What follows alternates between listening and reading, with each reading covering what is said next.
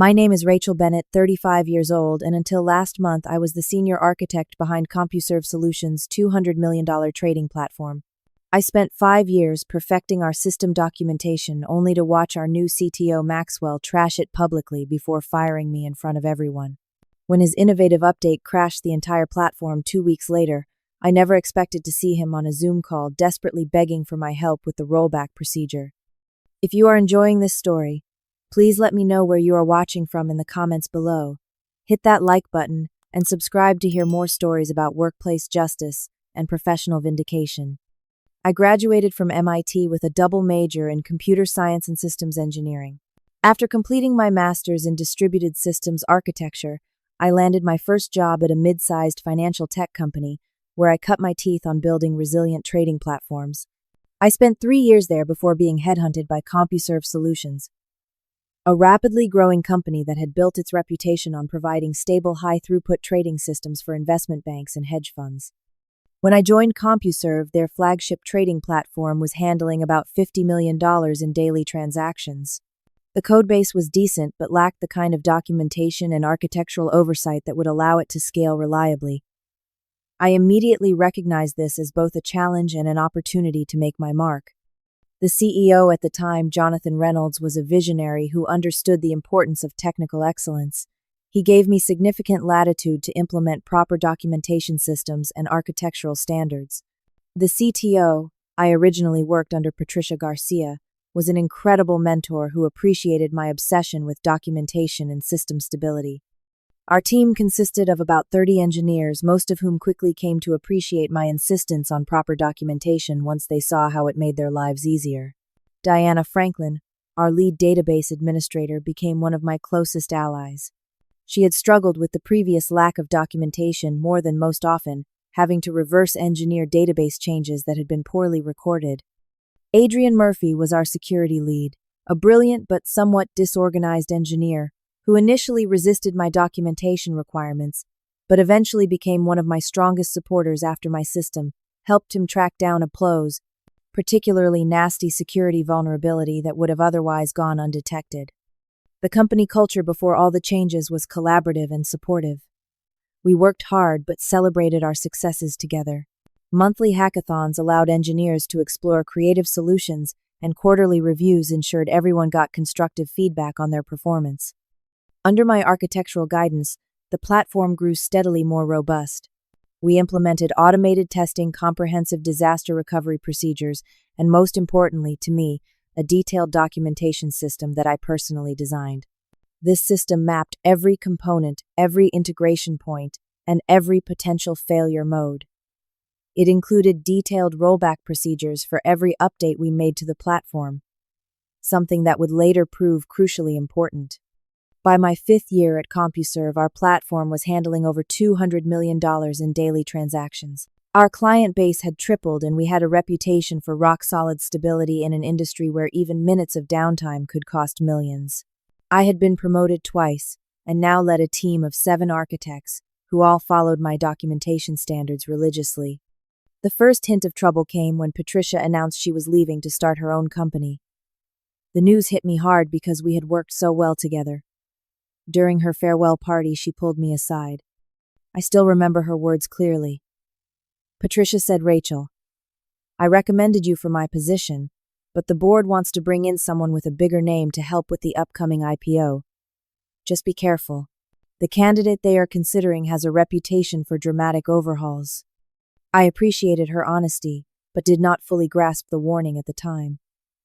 When the announcement came that Maxwell Richardson would be our new CTO, most of the company was excited. He had made a name for himself at several high-profile tech companies by implementing radical changes that generated a lot of press attention. At the time, I was cautiously optimistic, hoping his experience would help take our platform to the next level.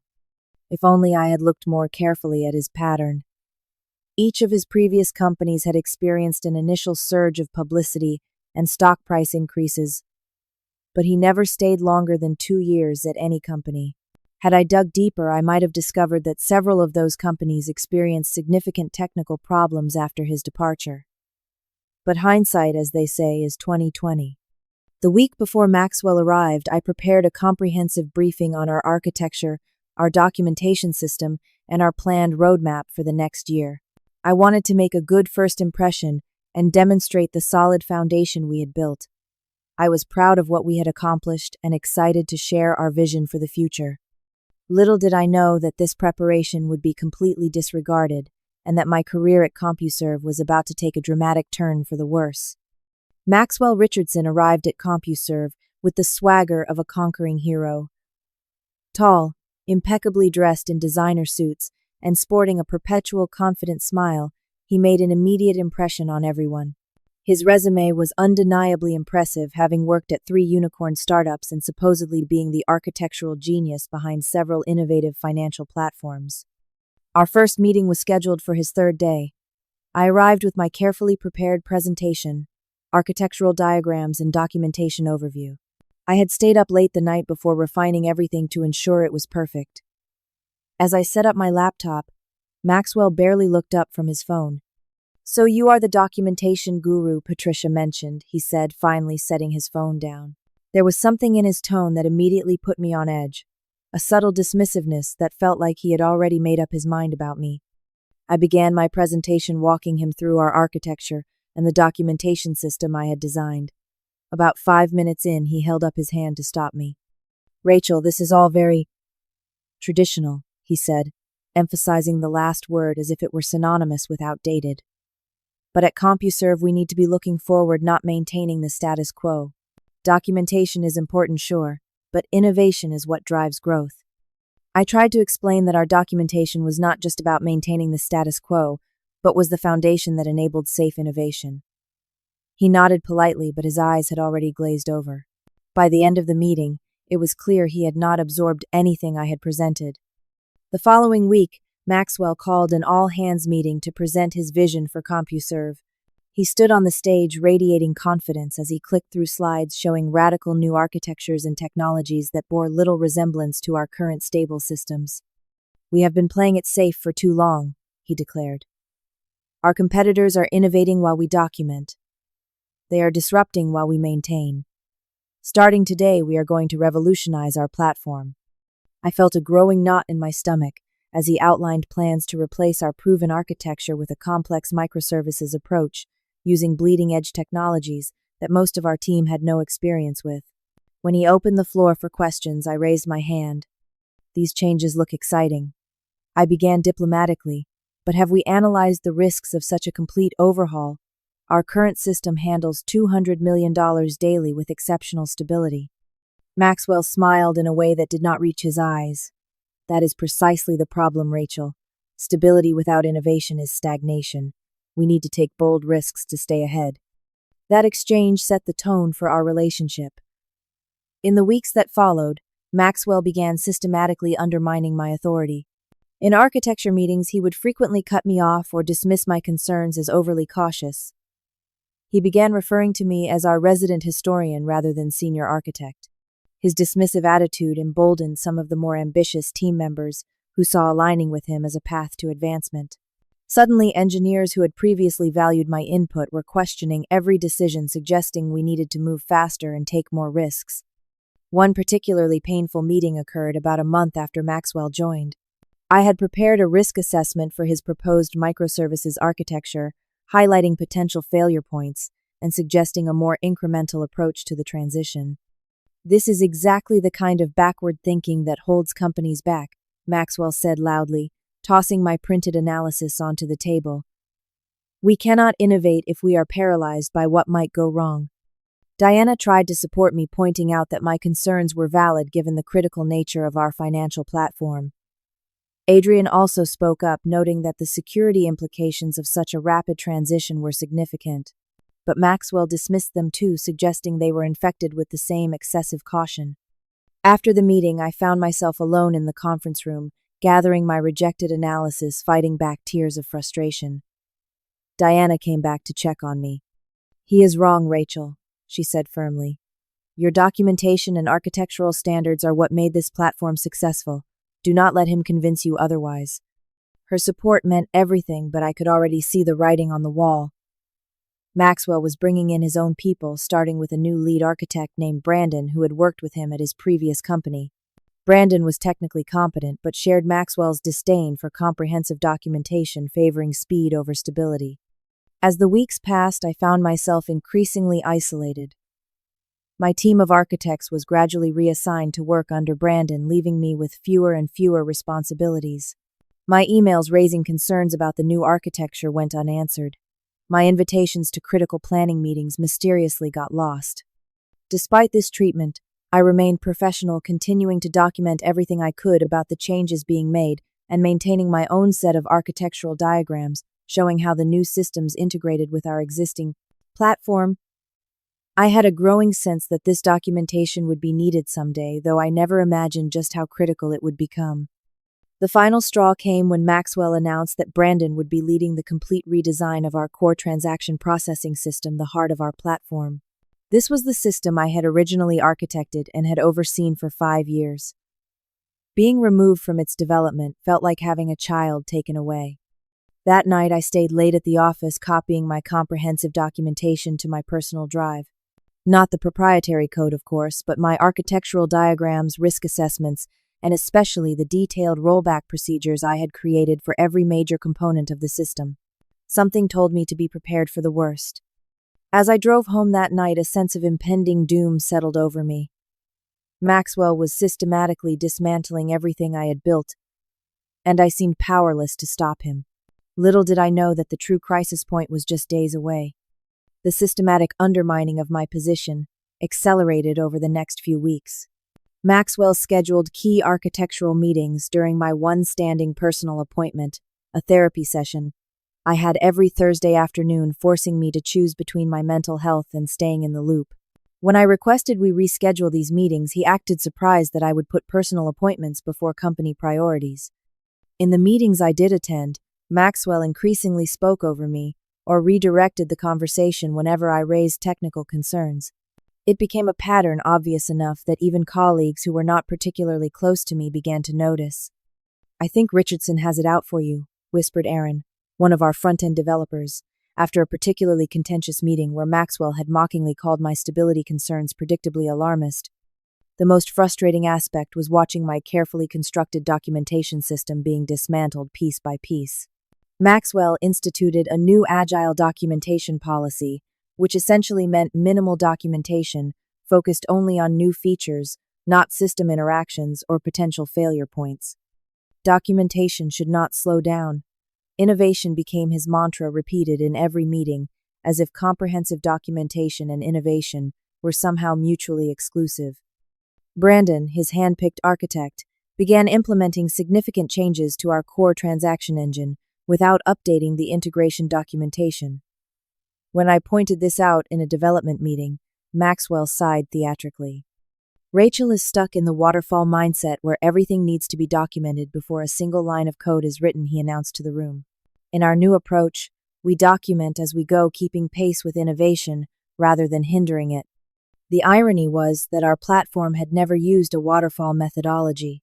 Our documentation system was designed specifically to support agile development by ensuring everyone understood the system components and their interactions.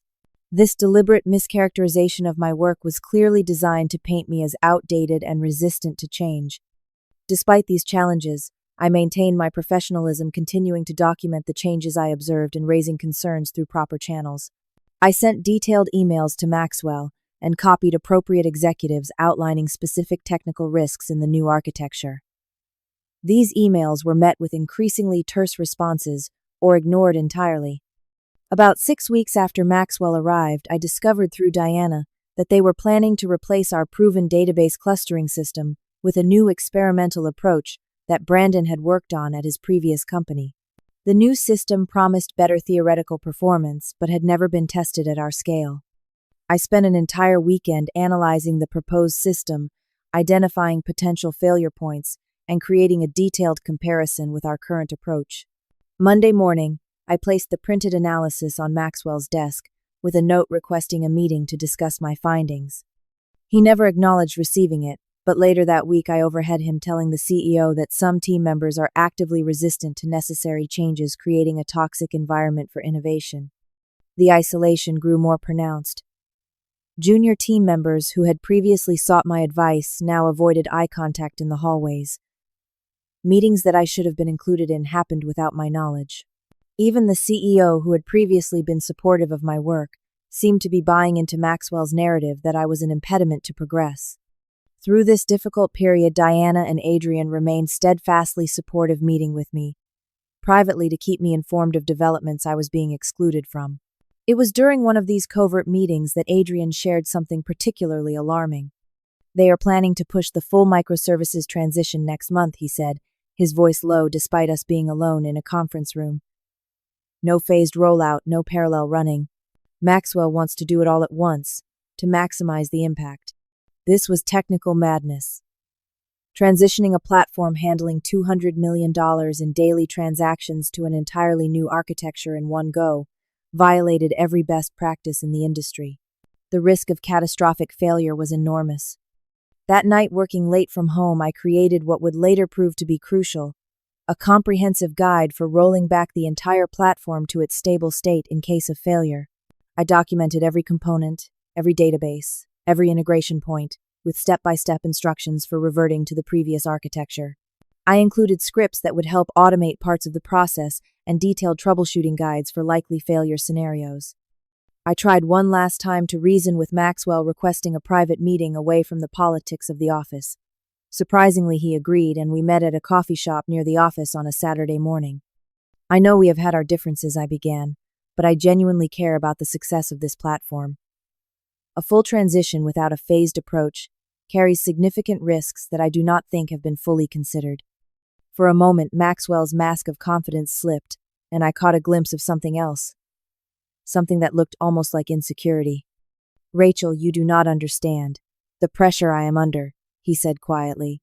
"The board expects dramatic results before the IPO. Incremental improvements do not make headlines. But if the system fails catastrophically, that will make headlines of the wrong kind," I countered. His expression hardened. "It will not fail. Brandon and I have done this before. Your excessive caution is why you will never advance beyond where you are now. Sometimes you have to take bold risks to achieve greatness." I left that meeting with a heavy heart, realizing that Maxwell was not driven by technical excellence but by the desire for recognition and the pressure to create a splashy success before the company went public. The stability of the platform and the financial interests of our clients were secondary concerns at best. The stress began taking a serious toll on my health. I had trouble sleeping, lost weight, and found myself constantly anxious. My therapist suggested I consider looking for another position.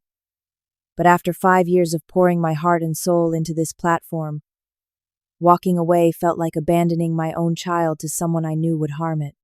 As tensions escalated, I made one final effort to protect the company I cared about.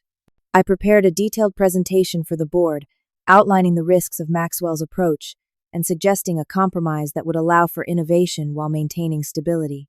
I sent the deck to Margaret Wilson, a board member I had worked with previously, requesting 5 minutes at the upcoming board meeting. The next day, I received a terse email from Maxwell informing me that all communications with the board needed to go through him as CTO, and that my attempt to circumvent the chain of command was disappointing and potentially grounds for disciplinary action. I forwarded his email to HR, asking for clarification on the policy regarding communication with board members. Their response was equally disappointing, confirming that Maxwell was correct about the protocol, effectively cutting off my last avenue of recourse. That Friday, Maxwell called me into his office. Brandon was already there, looking uncomfortable but determined. "Rachel, we need to discuss your recent performance and attitude," Maxwell began, his tone artificially sympathetic. "There have been numerous complaints about your resistance to our new direction, and your attempt to go around me to the board was the final straw." "What complaints?" I asked, genuinely shocked. "And who specifically has complained?" "That is confidential," he replied smoothly. "But the leadership team agrees that your negative attitude is affecting team morale." I looked at Brandon, who averted his eyes. It was clear that the decision had already been made. Maxwell was building a case to remove me, and nothing I could say would change that. As I left his office, I knew that the coming week would likely be my last at CompuServe. What I did not know was just how dramatically things would unfold, or that Maxwell's actions would soon create a crisis that would bring us face to face once more, under very different circumstances. The following Monday, Maxwell called an all-hands meeting to unveil the final architectural plans for what he grandiosely called CompuServe 2.0. The entire company gathered in our largest conference room, with remote employees joining via video conference. I took a seat near the back, already suspecting this meeting might not go well for me. Maxwell was in his element, pacing the stage with the confidence of a seasoned keynote speaker. His slides showcased the new microservices architecture with animated transitions and impressive-looking diagrams that prioritized visual appeal over technical accuracy. "This is the future of CompuServe," he declared, gesturing to a particularly complex diagram. "This architecture will not only handle our current load but scale to billions in daily transactions, positioning us as the undisputed leader in the industry." As he clicked through his presentation, I noticed several critical flaws in the architecture. The database sharding strategy would create serious consistency issues. The service discovery mechanism would become a single point of failure. The lack of circuit breakers would allow cascading failures to bring down the entire system.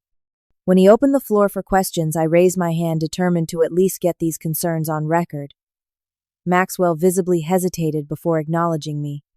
"I have a question about the database consistency model in the new architecture," I said, keeping my tone professional, despite the anxiety churning in my stomach. "The proposed sharding strategy does not appear to address transaction integrity across service boundaries." Maxwell's smile tightened. "An excellent question that demonstrates exactly the kind of outdated thinking we need to move beyond. Traditional transaction integrity is a bottleneck that modern architectures overcome through eventual consistency patterns. But for a financial platform handling millions of transactions, eventual consistency could lead to serious accounting discrepancies," I persisted. "Our clients expect perfect transaction integrity." I saw a flash of anger cross Maxwell's face before he composed himself.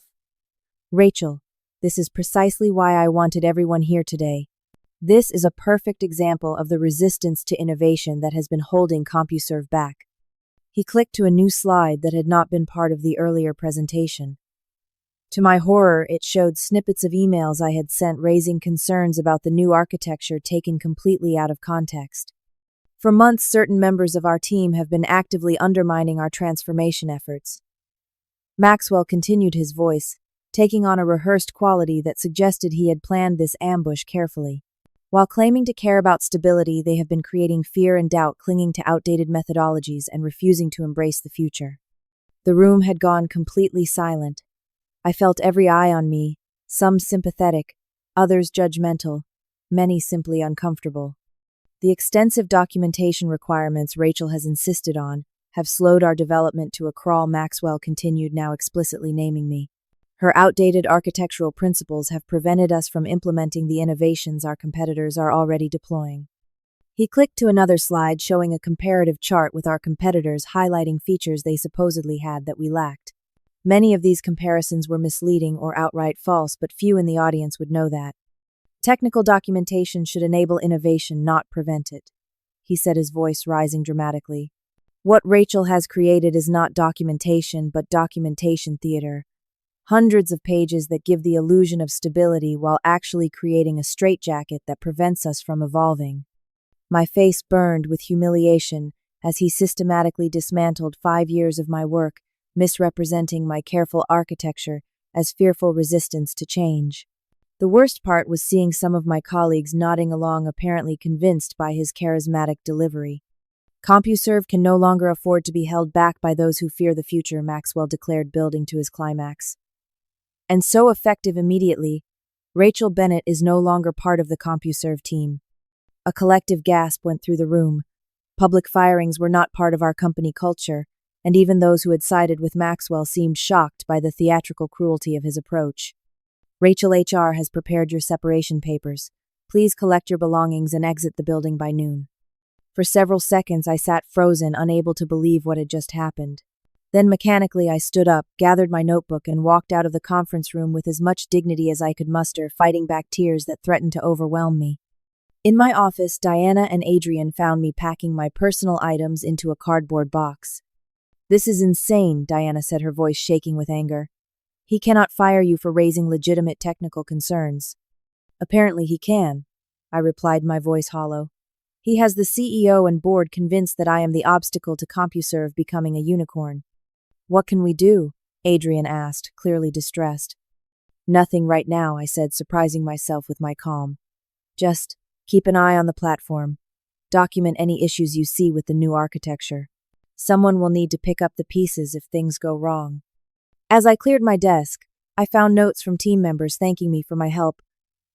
Over the years, architectural diagrams I had drawn during late-night sessions and small mementos from team celebrations. Each item brought a fresh wave of grief for the career and workplace family I was losing. Security escorted me from the building, a final humiliation that I had never imagined experiencing. As the glass doors closed behind me, I stood on the sidewalk clutching my box of belongings, suddenly uncertain where to go or what to do. The drive home was a blur. I remember sitting in my car in the parking garage for a long time, too numb to even start the engine. When I finally made it to my apartment, I set the box down in the entryway and collapsed onto my couch, allowing the tears to come at last. The next few days passed in a haze of shock and grief. I alternated between anger at the injustice of my firing, fear about my financial future, and crushing self-doubt. Had I really been holding the company back? Was my insistence on proper documentation truly outdated in today's fast-moving tech environment? I barely ate, hardly slept, and ignored calls from friends and family. The only people I responded to were Diana and Adrian, who texted daily updates about the implementation of Maxwell's new architecture. According to them, the development team was working around the clock, with many engineers expressing concerns about the aggressive timeline and lack of testing. Brandon admitted to me that they are skipping whole sections of integration testing to meet Maxwell's deadline. Adrian texted one evening. He is prioritizing speed over everything. About a week after my firing, I forced myself to update my resume and LinkedIn profile. The thought of interviewing filled me with dread. How would I explain my sudden departure from CompuServe? Would Maxwell's influence in the industry have poisoned potential employers against me? The first glimmer of hope came when a former colleague from my previous company reached out with a potential position at his new firm, Quantum Financial Systems. They were looking for a senior architect with experience in trading platforms, and he had immediately thought of me. I always admired your attention to detail and documentation, he said during our phone call. That kind of thorough approach is exactly what Quantum needs right now. His words were a balm to my battered professional confidence. I agreed to an interview the following week, the first step toward rebuilding my career from the ashes of my humiliating departure from CompuServe. What I did not know then was that events at CompuServe were rapidly approaching a crisis point, and that my careful documentation, so thoroughly dismissed by Maxwell, was about to become the most valuable intellectual property in the Prox company. The 2 weeks following my firing were among the most difficult of my professional life. The shock and humiliation gradually gave way to a deep-seated anxiety about my future in the industry. I found myself questioning skills and instincts I had confidently relied on for years. My interview at Quantum Financial Systems went surprisingly well. Thomas Blackwell, their CTO, had heard rumors about my departure from CompuServe, but seemed more interested in my technical knowledge than office politics. Documentation and architectural integrity are foundational values at Quantum, he told me. We have seen too many companies chase innovation at the expense of stability, only to create technical debt that cripples them later. His words validated the approach I had championed at CompuServe, helping restore some of my shaken confidence. By the end of our third interview, Thomas offered me a position as principal architect, with a salary 15% higher than what I had been making. We need someone who understands how to build systems that can evolve without breaking, he explained. Your experience is exactly what we are looking for. I accepted the offer with a mixture of relief and lingering sadness about how my time at CompuServe had ended. The position would start in 2 weeks, giving me a much-needed break to recover emotionally before diving into a new challenge. Meanwhile, Diana and Adrian kept me updated on developments at CompuServe. The situation was deteriorating rapidly. They are pushing everyone to implement the microservices transition by next Friday, Diana texted. No one believes it is possible to test it properly in that time frame, but Maxwell will not listen to concerns. Adrian reported that several senior engineers had started updating their resumes, seeing the warning signs of a potential disaster.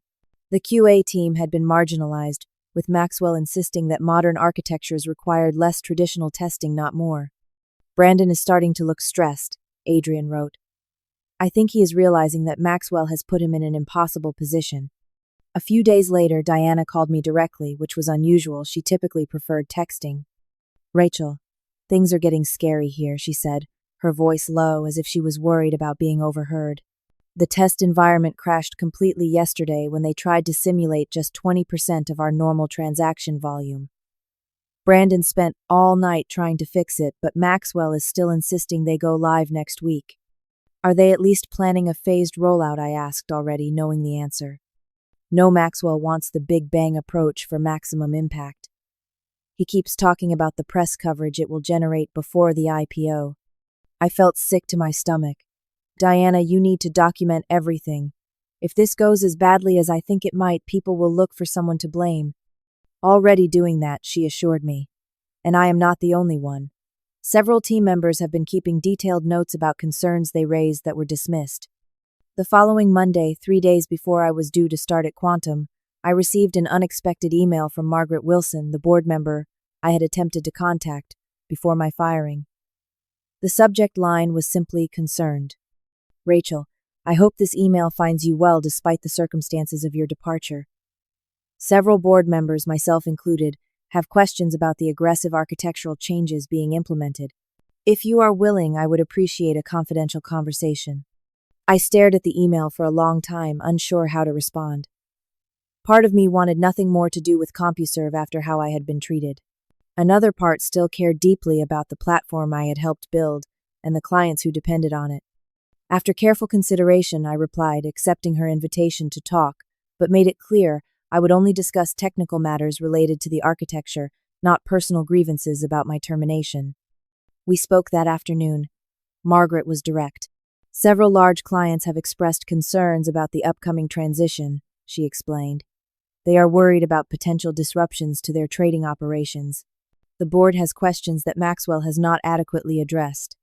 I gave her my honest assessment of the technical risks, being careful to focus on facts rather than personal opinions about Maxwell's leadership. I explained the specific weaknesses in the new architecture and why a Big Bang implementation was particularly dangerous. If they proceed as planned, there is a significant risk of system failure, I concluded. And without proper documentation of the new systems, recovery could be extremely difficult. Margaret thanked me for my candor and asked if I would be willing to be contacted again if the board had further questions. I agreed, though I did not expect anything to come of it. From my experience, boards rarely intervened in technical decisions until after a disaster had already occurred. The night before I was due to start at Quantum, I received a flurry of text messages from both Diana and Adrian. The tone was urgent. They just pushed the changes to production and everything seemed fine for about 20 minutes, Adrian wrote. Then transactions started failing. Now the whole system is throwing errors. Diana's message followed seconds later. The rollback procedure is not working. Brandon says the documentation for the new services is incomplete. No one knows how all the pieces fit together. I felt a strange mixture of vindication and genuine concern. While part of me wanted to say I told you so, I also knew that millions of dollars of client transactions were at risk, potentially affecting real people's investments and livelihoods. What is Maxwell doing? I texted back. He is in panic mode, Diana replied, blaming everyone but himself. The CEO is furious. Some clients are already threatening to pull their business. As I was processing this information, my phone rang. The caller ID showed a number I did not recognize. Rachel Bennett speaking, I answered cautiously. Rachel, this is Margaret Wilson. I apologize for calling so late, but we have an emergency situation. The board has called an emergency meeting via Zoom in 30 minutes. We would like you to join. I was stunned. Margaret, I do not work for CompuServe anymore. I start a new job tomorrow. I understand, and we will compensate you for your time, she replied firmly.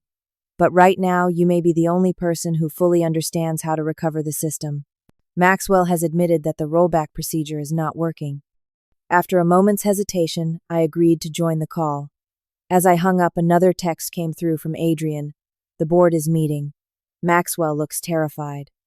I took a deep breath, opened my laptop, and prepared to face the company that had so publicly humiliated and discarded me. Whatever happened next would either provide closure or open a new chapter in my relationship with CompuServe, one where the power dynamic would be very different. Exactly 30 minutes later, I joined the emergency Zoom call. As my video connected, I could see the entire board of directors, the CEO, Jonathan Reynolds, and several senior executives, all with expressions ranging from concern to outright panic. Maxwell was there too, his usual confident demeanor, replaced by a distinctly haggard appearance, his designer suit rumpled and his hair disheveled. The company's general counsel was mid-sentence. Potential liability is enormous.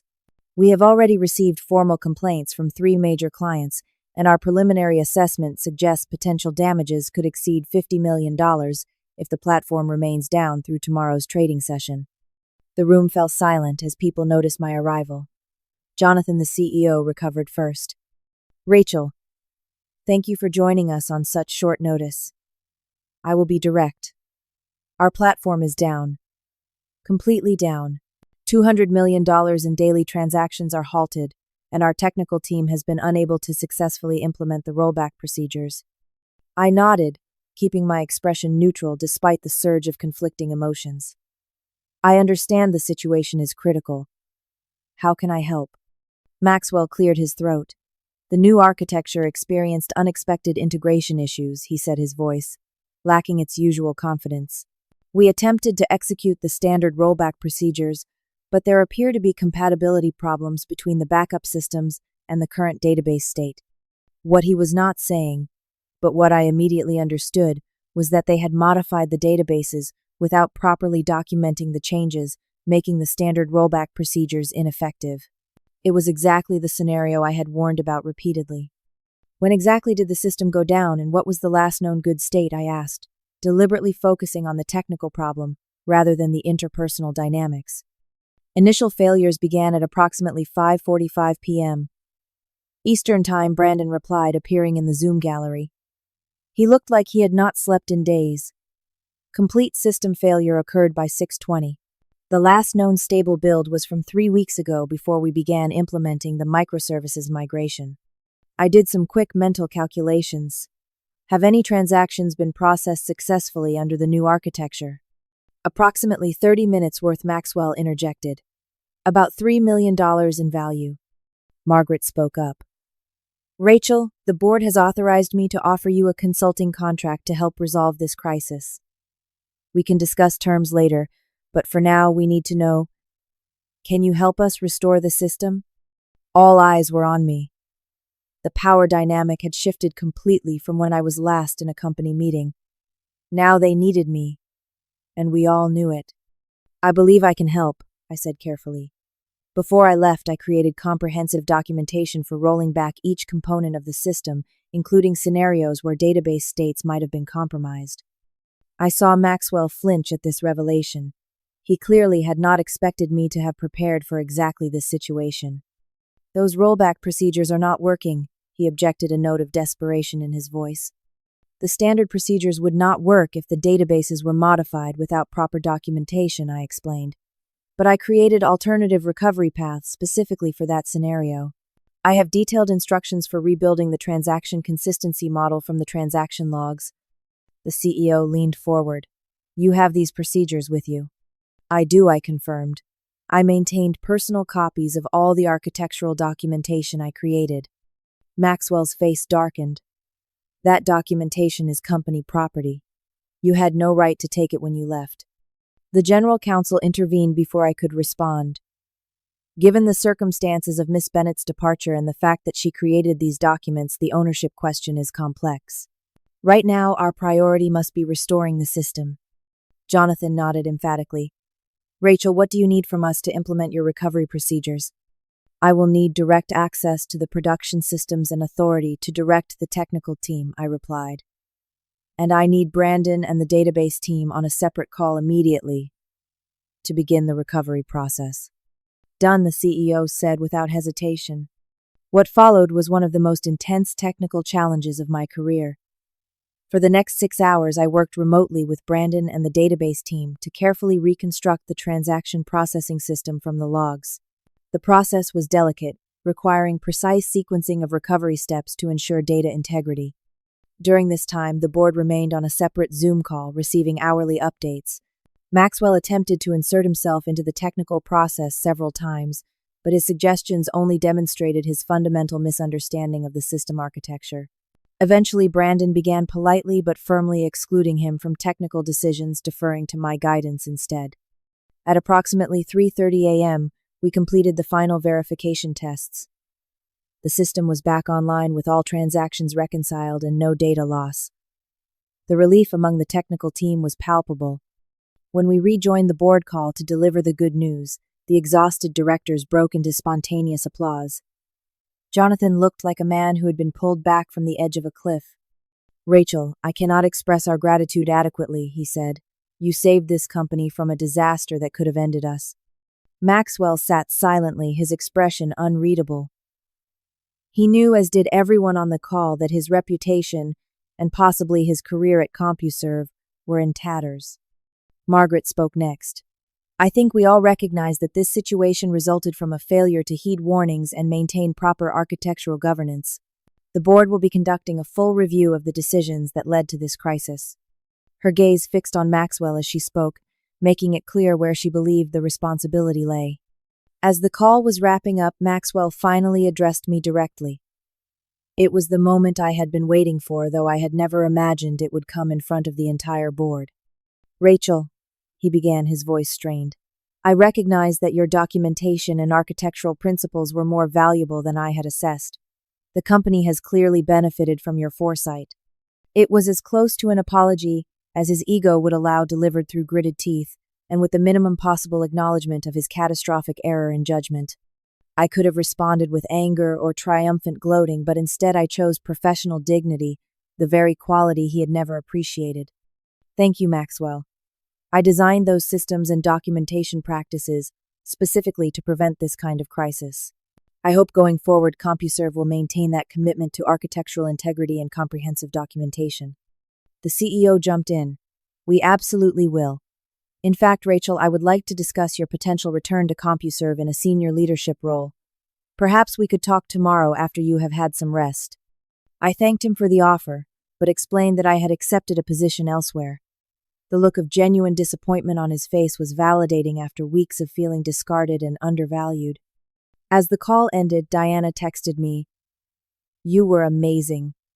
Maxwell looks like he swallowed a lemon.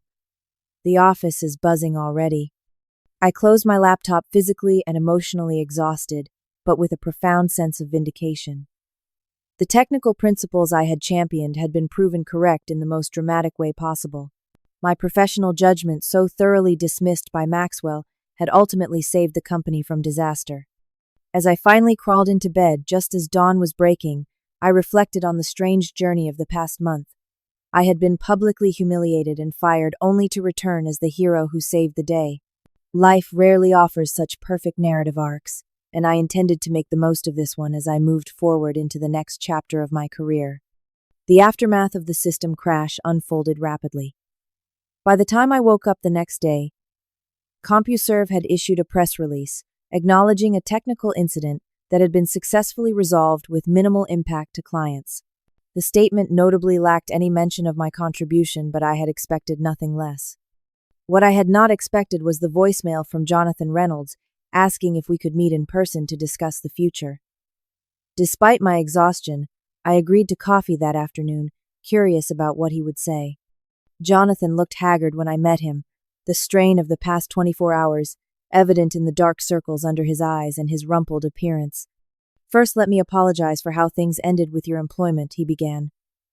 "I allowed myself to be swayed by Maxwell's vision without properly evaluating the technical concerns you raised. That was a serious failure of leadership on my part." His candor surprised me. Leaders rarely admit such mistakes so directly. "I appreciate that, Jonathan," I replied. "What happens now?" "The board met again this morning," he said. "Maxwell has been asked to resign effective immediately. Brandon has been temporarily appointed as acting CTO, but he was clear that he does not want the position permanently." He paused, looking at me intently. "We would like to offer you the CTO position, Rachel, with a substantial compensation package and complete authority to rebuild the architecture team as you see fit." For a moment I was tempted. The vindication of returning as CTO with Maxwell gone and my approach validated would be incredibly satisfying. But I also remembered the culture that had allowed my public humiliation to occur in the first place. I am honored by the offer, I said carefully. But I have made a commitment to Quantum Financial. I intend to honor that commitment. Jonathan nodded, looking disappointed but not surprised. I understand. Would you consider a consulting arrangement then? Help us rebuild properly, establish the right architectural governance, train our team in your documentation methodologies. This proposal made more sense to me. I could help CompuServe recover without having to rejoin a company that had discarded me so carelessly. I would consider that with certain conditions, I replied. I would need to clear it with Quantum first, and my consulting rate would be substantial. Jonathan smiled for the first time. Name your price. The board has authorized me to do whatever it takes to prevent another disaster like yesterday. We negotiated terms that would allow me to consult for CompuServe for 10 hours per week while fulfilling my responsibilities at Quantum. The consulting rate we agreed on was 3 times my former hourly compensation, a premium that reflected both the urgency of their need and the unique value of my expertise. My first day at Quantum went surprisingly well. Thomas was understanding about my late-night emergency consulting for CompuServe, particularly when I explained the situation. That kind of disaster is exactly what we hired you to prevent here, he said. Consider it a case study in what not to do. Over the next few months, I helped CompuServe rebuild their architecture team and re-establish proper documentation practices. Brandon, to his credit, embraced the lessons of the disaster and became a strong advocate for architectural governance. Several of the engineers who had sided with Maxwell came to me privately to apologize, admitting they had been seduced by his charismatic vision, despite their technical misgivings. Diana eventually joined me at Quantum, bringing her database expertise to my new team. Adrian stayed at CompuServe but became a key liaison for my consulting work, helping ensure the new practices became firmly embedded in the company culture. The industry fallout from the CompuServe crash was significant. Several articles appeared in technical publications analyzing the disaster with titles like Documentation Debt, The Hidden Killer of Trading Platforms, and Architecture Governance in Financial Systems. I was interviewed for a few of these pieces, carefully focusing on the technical lessons rather than personal grievances. Maxwell, I heard through industry contacts, had a much harder time finding his next position. The spectacular failure of his innovative approach had damaged his reputation considerably. He eventually landed at a much smaller startup, presumably with a substantially reduced compensation package and diminished authority. My work at Quantum proved deeply satisfying. I implemented many of the documentation and architectural governance practices I had developed at CompuServe, but in an environment where these approaches were valued rather than dismissed. Within 6 months, I was promoted to VP of Architecture with a team of 15 architects reporting to me. The professional lessons from my CompuServe experience were invaluable if painfully acquired. First, technical excellence alone is not enough to prevail in organizational politics. The ability to communicate the value of architectural governance to non-technical leaders is just as important as the technical skills themselves. Second, documentation is not just about technical knowledge transfer. It is about organizational resilience. CompuServe survived because I had documented recovery procedures for scenarios that others had not even considered possible. Third, vindication rarely comes in the form we expect. I had imagined changing Maxwell's mind through persuasive arguments, not through a catastrophic failure that forced him to acknowledge my approach was correct. But the personal lessons were equally significant. I learned that my professional identity was not tied to a single company or role. The humiliation of being fired publicly, while painful, did not define my worth as an architect or as a person. I also discovered the importance of supporters like Diana and Adrian, who stood by me when it would have been easier to distance themselves. Their loyalty reminded me to value relationships over titles or organizational charts. Perhaps most importantly, I learned to trust my technical judgment even when others dismissed it. The principles of architectural governance and comprehensive documentation that I had championed were fundamentally sound regardless of the prevailing trends or the charismatic visions of leaders like Maxwell. 1 year after the CompuServe crash, I received an email from Margaret Wilson. CompuServe had successfully completed their IPO at a valuation 30% higher than initially projected. The stability of their platform, now guided by the architectural principles I had established, had become a key selling point to investors concerned about technical risk. As I reflected on the journey from that humiliating all-hands meeting to my current position of respect and influence, I realized that being fired had ultimately been the best thing for my career. It had forced me out of a company that did not truly value my approach into environments where my skills were appreciated and my contributions recognized. For anyone facing similar challenges, my advice is simple. Document everything. Maintain your professional integrity, even when others do not. And remember that technical truth eventually prevails over even the most charismatic visions. Your vindication may not come in the form you expect, but in the technology world, solid architecture and comprehensive documentation will always prove their worth in the end. Have you ever stood your ground on technical principles despite pressure to compromise? I would love to hear your stories in the comments below. If this story resonated with you, please hit the like button and subscribe for more tales of professional resilience and technical vindication. And remember to share this with anyone in your network who might be facing similar challenges in their technical career. Thank you for listening to my journey, and may your own architectural decisions always be respected and your documentation always be thorough.